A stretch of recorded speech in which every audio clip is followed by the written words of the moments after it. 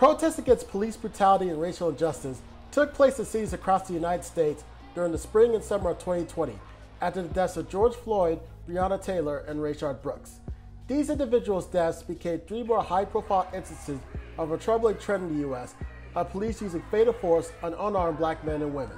Most of the protests in Atlanta and across the U.S. were peaceful. Still, the increasing amount of tension building between black communities and the police across America was front and center at many of these demonstrations, showing a broken relationship of trust between these two groups. You killed a 12-year-old! You killed a 12-year-old with a toy gun! Explain that!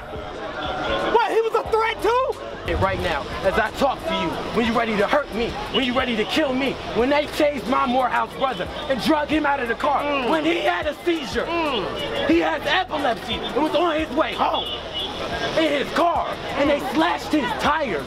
In the wake of the protests, the public asked many questions about what needs to happen to prevent altercations leading to the tragic deaths of people like Floyd, Brooks, and Taylor. A few methods like defunding the police became a popular suggestion for debate throughout mainstream and social media.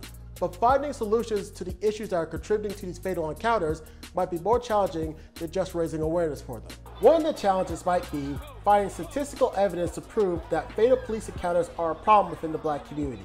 Trying to find statistics about incidents involving use of force or encounters that have resulted in a deadly shooting is hard on both state and federal levels. However, many academic and news organizations have created databases to track fatal encounters across the U.S., including the Washington Post, who created its own database in 2015. According to the Washington Post National Database of Fatal Police Shootings, over 6,000 people have been shot and killed by police since 2015. Almost half the number of victims in these deadly shootings are white, but Black and Latinx Americans are shot at a much more disproportionate rate. Black Americans account for less than 13% of the U.S. population, but police fatally shoot them more than twice the rate of white Americans. Despite the large discrepancy in population, the number of black Americans unarmed when police kill them is almost identical to white Americans.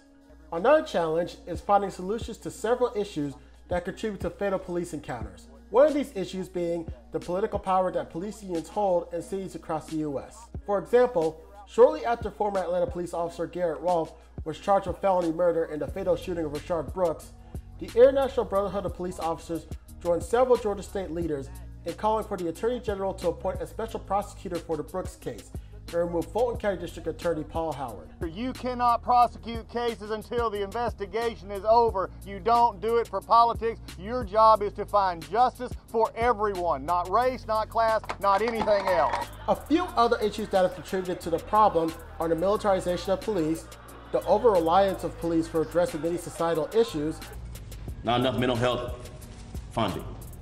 Let the cop handle it. Not enough drug addiction funding. Let's give it to the cops.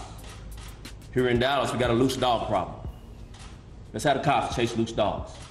And even the systemic oppression and income equality caused by federal lending policies created during the 1930s that made it extremely hard for homeowners of color to get federally backed mortgages for their homes until the 1960s.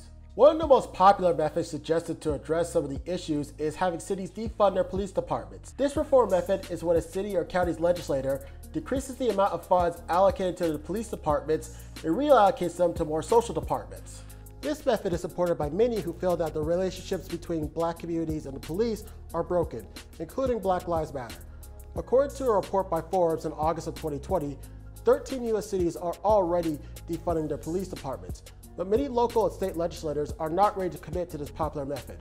And while opinions among these leaders may change in the future, it may take a while before any of them decide to take that measure. Reporting from Atlanta, Georgia, I'm Ben Abrams for GSU-TV.